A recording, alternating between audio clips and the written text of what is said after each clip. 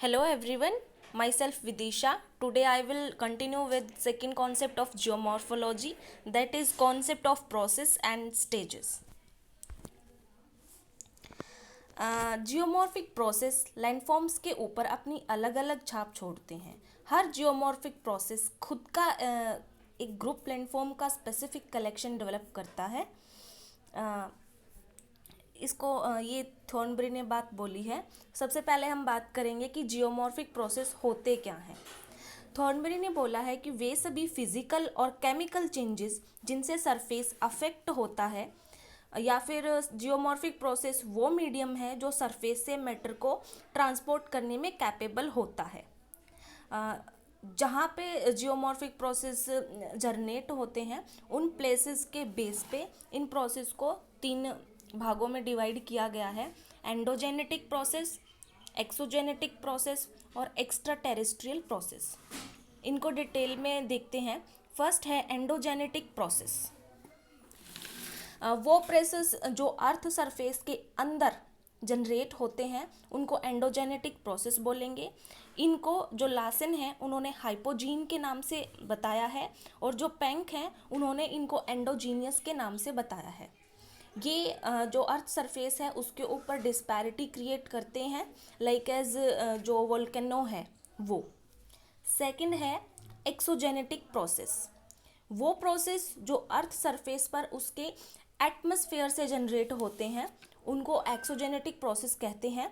First है एपिजीन। एपिजीन जो word है एक्सोजेनेटिक प्रोसेस के लिए लासन ने यूज़ किया है, और एक्सोजीनियस जो वर्ड है एक्सोजेनेटिक प्रोसेस के लिए वो पेंक ने यूज़ किया है। ये डायनामिक प्रोसेस के नाम से भी जाने जाते हैं, क्योंकि एक जगह से दूसरी जगह डिपॉजिट करते हैं ये मैटर को। जो एक्सोजेनेटिक जो प्रोसेस हैं वो सरफेस पर प्लेनेशन का भी काम करते हैं, सरफेस को प्लेन करने का काम भी करते हैं। दो तरीके से ये काम करते हैं। फर्स्ट है डिग्रेडेशन। डिग्रेडेशन का मतलब होता है किसी भी चीज़ को डिग्रेड करना, कम करना, यानी कि वेदरिंग या फिर इरोजन से जो धरती के ऊपर उठे हुए कुछ जो भाग हैं उन्हें काट कर उनकी जो नॉर्मल ऊंचाई है उससे कम कर देना, वो है डिग्रेड करना। सेकंड है एग्रेडेशन। एग्रेडेशन को हिंदी में निक्षेपण बोलते हैं, यानी कि जो ऊपर उठे हुए जो भाग हैं उनको कम करके कहीं और डिपॉजिट करना। ये जो डिपोजिशन है उस एरिया में होता है जहाँ पे सेडिमेंट या फिर जो मटेरियल है उसकी सप्लाई ट्रांसपोर्ट होने वाले मटेरियल से ज़्यादा होती है, यानी कि जो सप्लाई होके जो मटेरियल आ रहा है वो जो ट्रांसपोर्ट होने वाला मटेरियल है उससे ज़्यादा है। डिग्रेडेशन और एग्रेडेशन को करने वाले जो एजेंट्स हैं वो है running water, underground water, waves, wind, glacier, ये सारे मिलकर ये सारे काम करते हैं। उसके बाद है एक्स्ट्रा टेरेस्ट्रियल प्रोसेस। ये ऐसे प्रोसेस होते हैं जिनका न तो पृथ्वी के मतलब अर्थ के आउटर और ना ही अर्थ के इनर सरफेस से कोई रिलेशन होता है, लाइक जो मेटेरॉइड्स होते हैं। ठीक है। उसके बाद है मैकेनिज्म ऑफ प्रोसेस, मतलब जो ये प्रोसेस हैं तीनों उन वो किस तरीके से काम करते हैं। सबसे पहले देखते हैं एक्सोजेनेटिक प्रोसेस। ये 3 फेजेस में काम करते हैं: इरोजन, ट्रांसपोर्टेशन और डिपोजिशन। इन्हें जो एक्सोजेनेटिक प्रोसेस हैं इन्हें डिस्ट्रक्शनल प्रोसेस भी कहते हैं, विध्वंसक प्रक्रम भी कहते हैं, क्योंकि ये एंडोजेनेटिक जो बल हैं, एंडोजेनेटिक जो फोर्सेस हैं उनके द्वारा जो बना हुआ हाईलैंड है उसको वेदरिंग या फिर जैसे ये हाईलैंड बना हुआ है तो वेदरिंग या फिर इरोजन के द्वारा उसको डिस्ट्रॉय करते रहते हैं, मतलब कंटिन्यूसली उनका ये जो डिस्ट्रॉय है चलता रहता है। उसके बाद इरोजनल जो वर्क है डिटेल में देखते हैं कि जो हमने 3 फेजेस देखी हैं कि एक्सोजेनेटिक जो फोर्सेस हैं 3 फेज में काम करते हैं: इरोजन, डिपोजिशन और ट्रांसपोर्टेशन। तो जैसे इरोजन के टाइम पे कैसे कैसे लैंडफॉर्म्स बनते हैं, कैसे कैसे इरोजन होता है अलग अलग प्रोसेसेस के द्वारा, सेम वैसे ही डिपोजिशन देखेंगे, सेम वैसे ही ट्रांसपोर्टेशन देखेंगे। तो फर्स्ट है इरोजनल वर्क। इसमें 5 स्टेप्स हैं, मतलब 5 तरीके से होता है। फर्स्ट है corrosion, abrasion, hydraulic action, attrition, deflation. तो फर्स्ट को डिफाइन करते हैं कोरोजन। कोरोजन जो कार्बोनेट रॉक्स होती हैं उनका जो भी सॉल्यूबल मैटर होता है वो डीकम्पोजिशन के कारण डिसॉल्व हो जाता है, यानी कि जो भी मतलब रॉक्स हैं जिनके अंदर कार्बोनेट का कंटेंट है उनका जो भी घुलने लायक मटेरियल है उसका डिसॉल्व हो जाना कोरोजन है। ये डिकम्पोजिशन या फिर डिसइंटीग्रेशन के कारण होता है। जो रॉक्स का डिसॉल्व होना होता है वो कई फैक्टर्स पर डिपेंड करता है, कई फैक्टर्स पर डिपेंड करता है, like nature of rock, rock कैसी है, सोल्यूबिलिटी ऑफ रॉक, रॉक कितना घुल सकती है, कॉन्टेक्ट टाइम मीन्स के कितने टाइम तक जो सोलवेंट होता है यानी कि वाटर वगैरह होता है, जो सोलवेंट है कितने टाइम तक रॉक के साथ कांटेक्ट में रहा, जितना ज़्यादा कांटेक्ट होगा उतनी ज़्यादा सोल्यूबिलिटी होगी। Second is abrasion. एब्रेशन होता है लाइक एजेंट के साथ, एजेंट कोई भी हो सकता है, विंड हो सकता है, रनिंग वाटर हो सकता है, अंडरग्राउंड वाटर हो सकता है। एजेंट के साथ जो चलने वाले इरोजन टूल होते हैं उनके द्वारा रास्ते में आने वाली रॉक्स का इरोजन करना। टूल कौन कौन से हो सकते हैं, लाइक छोटे बड़े पत्थर जो उस एजेंट के साथ चल रही हैं, वो रास्ते में आने वाली जो भी रॉक्स वगैरह होती हैं उनके साथ रगड़ खा के अगर चल रहे हैं तो उनका भी इरोजन करते हैं, तो ये है एब्रेशन। फॉर एग्जाम्पल लाइक नदी कंकड़ पत्थर बहाकर लाती है, इन कंकड़ पत्थरों द्वारा रास्ते में आने वाली रॉक्स से इरोजन होता है, तो ये एब्रेशन है। सेकंड है मतलब जो इरोजन टूल्स की जो नेचर होती है, मतलब किन किन चीज़ें, एब्रेशन जो होता है किन किन चीज़ों के ऊपर डिपेंड करता है या फिर किन से अफेक्ट होता है। तो फर्स्ट है जो इरोजन टूल्स हैं उनकी नेचर, मीन्स जो कंकड़ पत्थर साथ चल रहे हैं उनका कैलिबर कैसा है, कैलिबर मीन्स उनकी शेप कैसी है। अगर शेप एंगुलर ज़्यादा होगी लाइक इस तरीके से तो इरोजन ज़्यादा होएगा। Second is nature of agent, agent का नेचर कैसा है, लाइक रिवर है, रिवर होगी तो एब्रेशन, रिवर में एब्रेशन ज़्यादा होगा बजाय के अंडरग्राउंड वाटर के। वेव्स के थ्रू जो इरोजन होगा वो ज़्यादा होगा, विंड से जो इरोजन होगा वो कम होगा बजाय के रनिंग वाटर के।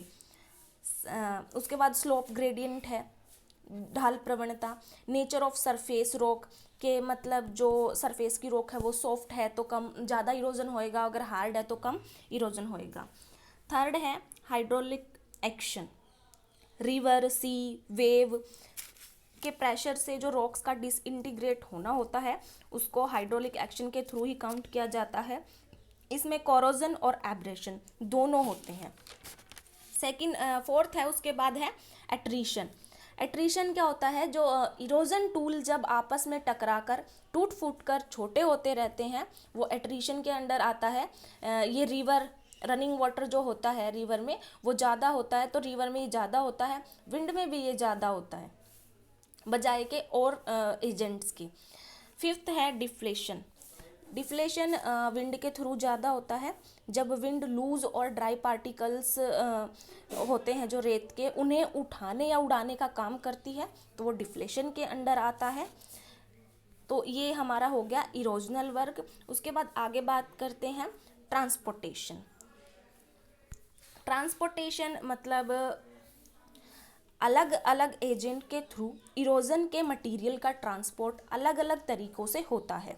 लाइक जो रिवर जो ट्रांसपोर्ट करती है वो सबसे ज़्यादा करती है, अंडरग्राउंड वाटर जो ट्रांसपोर्ट करता है वो घोल के रूप में करता है, सी वेव्स बाई डायरेक्शनल ट्रांसपोर्टेशन करती हैं, एक तो सी टू कोस्ट और एक कोस्ट टू सी। जो विंड होती है वो मल्टी डायरेक्शनल ट्रांसपोर्ट करती है किसी भी डायरेक्शन में, क्योंकि विंड की जो डायरेक्शन होती है वो हमेशा चेंज होती रहती है। जो ग्लेशियर्स होते हैं वो यूनी डायरेक्शनल ट्रांसपोर्ट करते हैं, मतलब जिस डायरेक्शन में उनका फ्लो होता है उसी डायरेक्शन में वो ट्रांसपोर्ट करते हैं। उसके बाद बात करते हैं डिपोजिशनल वर्क एंड लैंडफॉर्म्स। जो डिपोजिशन होता है वो सिचुएशन के ऊपर डिपेंड करता है कि अगर सेडिमेंट ज़्यादा हो गया तो डिपोजिशन हो जाएगा, अगर जो रिवर वगैरह है या फिर जो स्पीड है वेलोसिटी है अगर वो कम हो गई तो डिपोजिशन होगा, अगर रास्ते में किसी भी तरीके की ऑब्स्टेकल आ जाती है तो भी डिपोजिशन होएगा। ठीक है, लाइक अंडरग्राउंड वाटर है वो है, अगर वो ओवर सैचुरेटेड हो जाता है तो वो डिपोजिशन कर देगा। ठीक है, इनके अलग अलग जो लैंडफॉर्म्स हैं वो बनते हैं। उसके बाद हम बात करते हैं प्रोसेस रिस्पॉन्स एंड लैंडफॉर्म्स। ये सारी चीज़ें समझने के बाद हम कह सकते हैं कि हर प्रोसेस के इरोजन या डिपोजिशन से रिलेटेड काम एक दूसरे से अलग होते हैं। मतलब जो यूनिफॉर्म प्रोसेस कॉन्सेप्ट को अगर हम एक्सेप्ट करते हैं तो हम बोलेंगे कि जो जियोमॉर्फिक प्रोसेस से अलग अलग जो जियोमॉर्फिक प्रोसेस हैं उनसे बने जो लैंडफॉर्म्स हैं वो भी अलग अलग होते हैं। इस तरह से हर प्रोसेस से अलग अलग लैंडफॉर्म्स या उनकी स्पेसिफिक कैरेक्टरिस्टिक्स द्वारा हम लैंडफॉर्म्स का जेनेटिक क्लासिफिकेशन कर सकते हैं कि पर्टिकुलर लैंडफॉर्म किस प्रोसेस के थ्रू बना हुआ है। एग्जाम्पल ले सकते हैं हम प्लेन्स का। नॉर्मली अगर हम मैदान बोले तो हमें पता नहीं चलेगा कि किस प्रोसेस के थ्रू बना है, लेकिन अगर मैदान के आगे अगर हम प्लेन के आगे लगा देते हैं फ्लड प्लेन तो हमें पता चल जाएगा कि फ्लड के टाइम पे जो डिपोजिशन हुआ था ये उस दौरान बना है। हम अगर प्लेन के आगे लगा देते हैं कास्ट प्लेन तो हमें पता चल जाएगा कि अंडरग्राउंड वाटर के उसके अंडरग्राउंड वाटर के उससे बना है ये। अगर हम इसके आगे एलुवियल प्लेन लगा देंगे तो हमें पता चल जाएगा कि ये रिवराइन डिपॉजिट से बना हुआ है। इन सब के बेसिस पे हम बोल सकते हैं कि जो लैंडफॉर्म्स और प्रोसेस के रिलेशन को हम बता सकते हैं। हम कह सकते हैं कि प्रोसेस के रिस्पॉन्स नेचर ही लैंडफॉर्म्स को की जो कैरेक्टरिस्टिक्स होती हैं उनको डिसाइड करती हैं। Thank you.